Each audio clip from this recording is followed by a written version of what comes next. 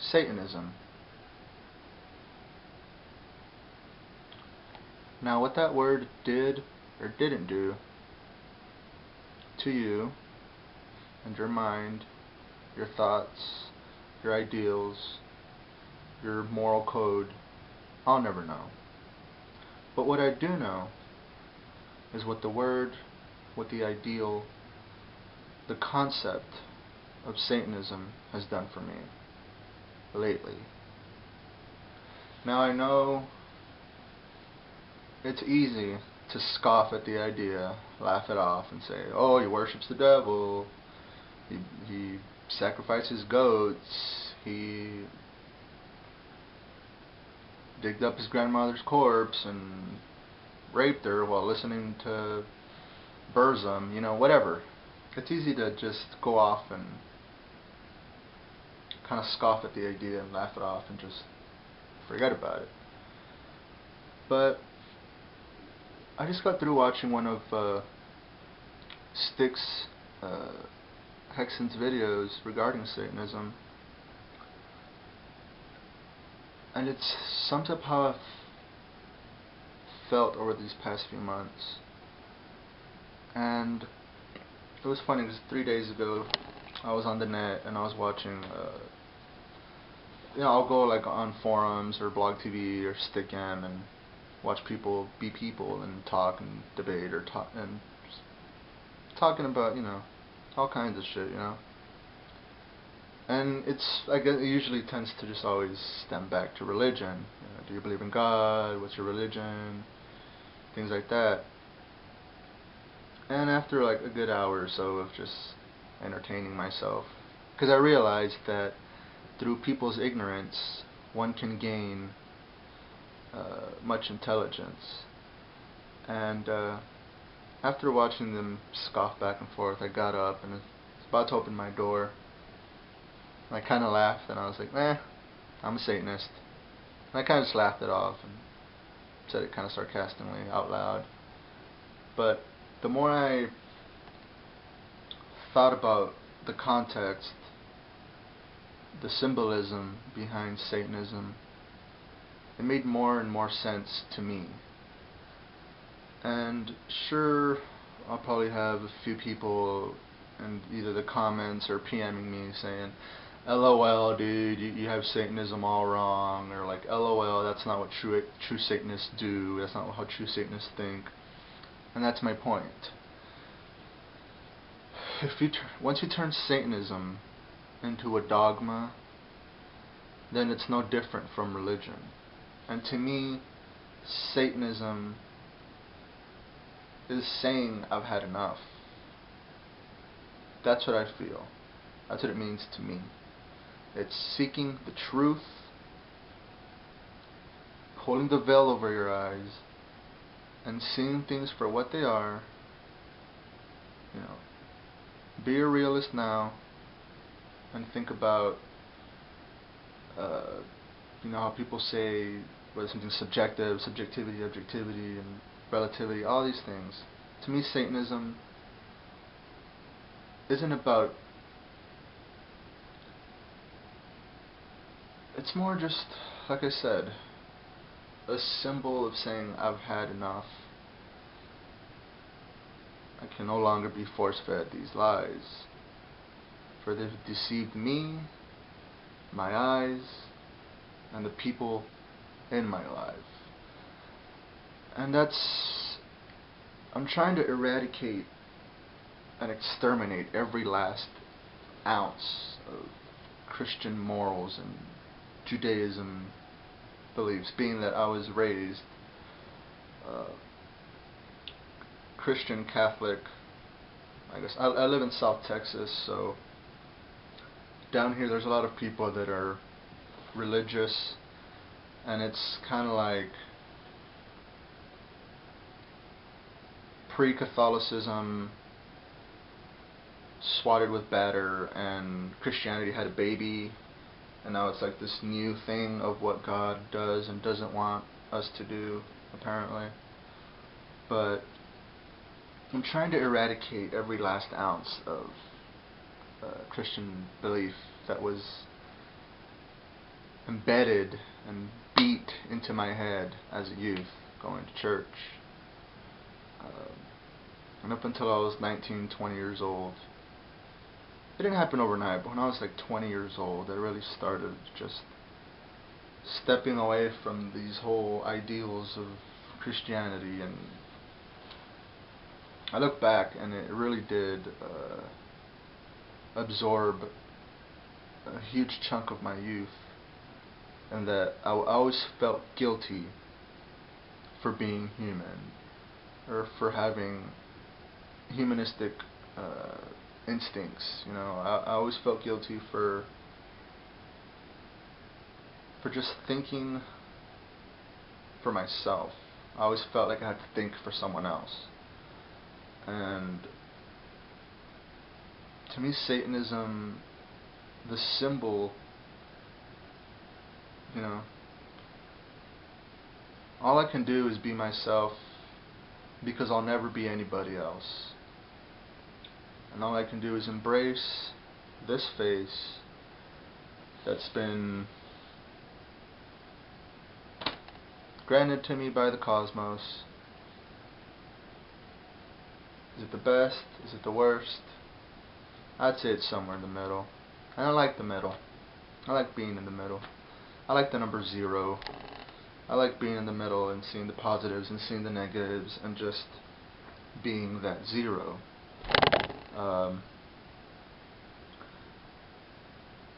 You know, I feel there's power and self-reflection in the word Satan. And originally, you know, Satan or Lucifer, or meaning light bearer or the shining one.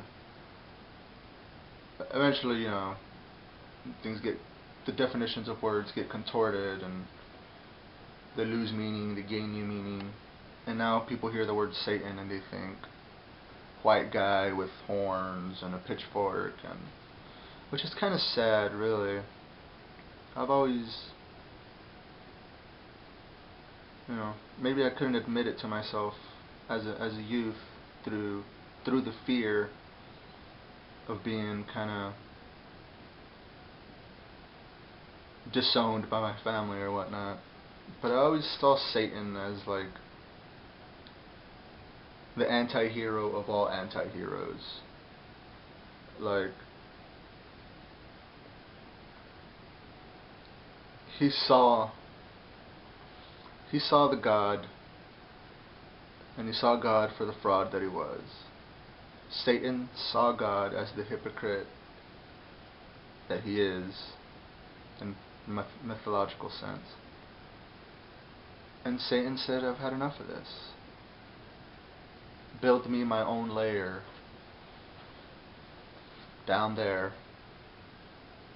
because I just can't be here anymore. I can't lie to myself, and I'll be honest to myself and to my beliefs.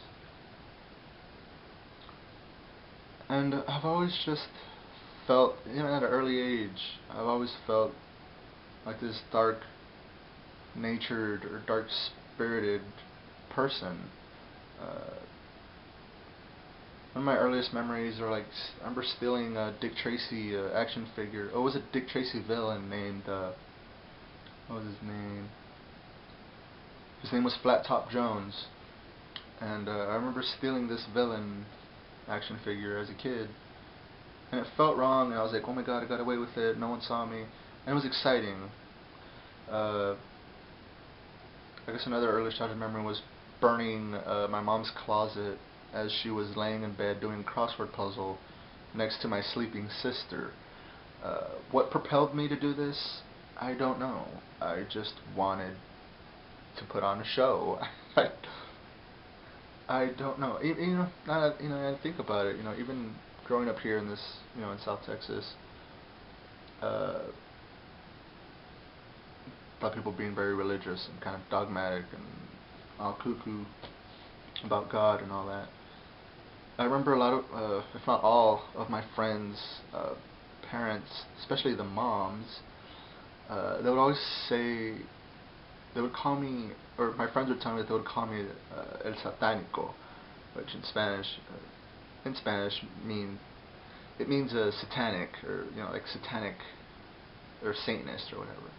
And here I am, 13, 14 years old, just being me, and I'm being labeled a Satanist, or as they would call it, el satánico.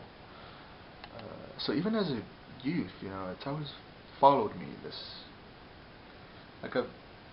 Since my earliest memories, it's what most people would perceive, to be evil or dark, but it's just kind of always been who I was, what I was drawn to, what get my attention. I remember this CD. It's a White Zombie CD, one of his earlier works, called La Sexorcisto. I remember I was like 7 years old, and I saw this, and I thought it was the coolest thing ever. I really didn't have any concept of Satanism or satanic stars or whatever, like shit like that, but I just thought it was so cool, demons with the guitars and an 8-ball and fire and guns, and I was like, dude, that's badass. And only years later, I don't know how this CD ended up in my collection, but it's one of the oldest CDs I've had. I've had this CD for a very, very long time. Even as a kid, just seeing this imagery was so... that's what I was drawn to, that's what I was into, just because it seemed everyone else was just so blindly afraid of it, and I wanted to know why. And even with serial killers, I've always been obsessed. I guess my passion it doesn't burn as strong as it did when I was in high school, but yeah, my high school years, I wouldn't say I was a hardcore loner, but I didn't have many friends, nor did I really want many, friends. I had a few, and those were good enough, cool people. But yeah, high school years I was obsessed with serial killers and just reading their backstories and why they would, their interviews, and this is probably one of my favorite books, if not the best book in my opinion, regarding serial killers. Yeah, this thing was like my Bible for years on end, and I haven't really read through it in a long time. But I've always been fascinated with Gilles de Rais and, the Countess Elizabeth Bathory from like, the 15th, 16th century, times, and, just the idea of a countess being so obsessed with being beautiful that she kills virgins and bathes in their blood for eternal youth. I find that romantic. I just do. It's not to try to be opposed, for the sake of wanting to be different, or for the sake of wanting to be cool, or whatever the fuck. It's just, I'm just naturally drawn to those kind of things, and how in over a 10-year span she managed to kill over 650 girls and women for her drive and her desire to be eternally beautiful. Not that I would encourage anyone to do that. Plus, nowadays I don't think it's even possible. Well, I guess anything is possible, but anyways, I've always been fascinated by the darker side of nature, the dark side of people's minds, and why people are so afraid to dive inside that realm of thought, that train of thought. But I'll end it with this story here, and I'm wearing a rosary around my neck. Most Catholics do. And the story behind this rosary, I was at a friend's house picking up beer cans because we needed money to go buy more beer, right? So we're picking up beer cans, and underneath this pile of smelly ass beer cans I found a rosary, this one, and this little robot man wearing earphones. And they're both intertwined with each other, and I picked it up, and I thought it was funny to me, just this fact the rosary was underneath forgotten beer cans. Had this rosary just been thrown there in the dirt, I probably wouldn't have cared for it. But when I found it, the irony behind it all just made me chuckle, and I had to wear it. And I also had this little guy, it was on a separate necklace, but it was all intertwined, it was like fake silver, and it smelled like shit. So I took it off and I just put it on this, right? And I didn't think of it at the time, but once I clipped it on, I was like, huh, it kind of hit me. And this is a robotic man hiding behind a cross. much like lots and lots of people do in this community of people that I live around, even friends, family, people I don't know.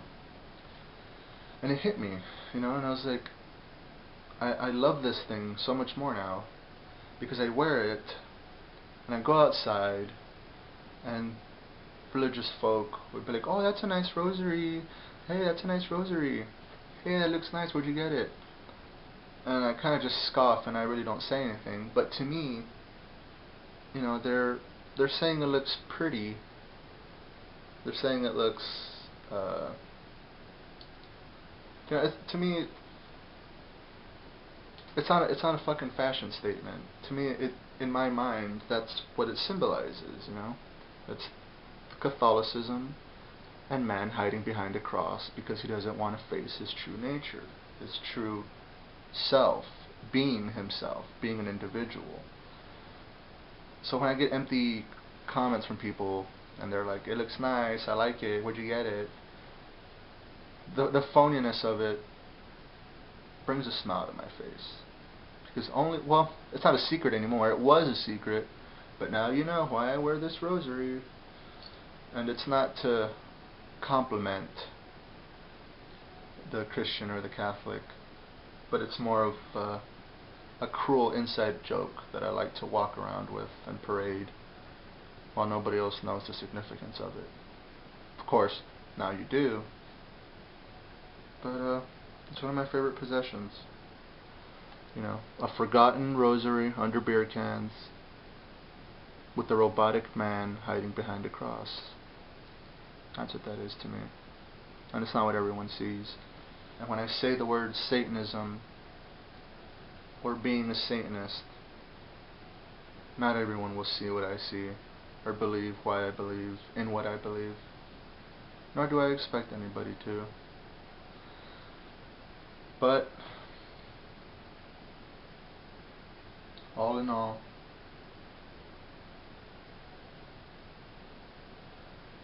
you know, Satan isn't a character, Satan isn't a person, Satan isn't an angel. Satan is an ideology that goes against the theologies of religion. That in their attempt to bring people together, what they're really doing is tearing each other apart.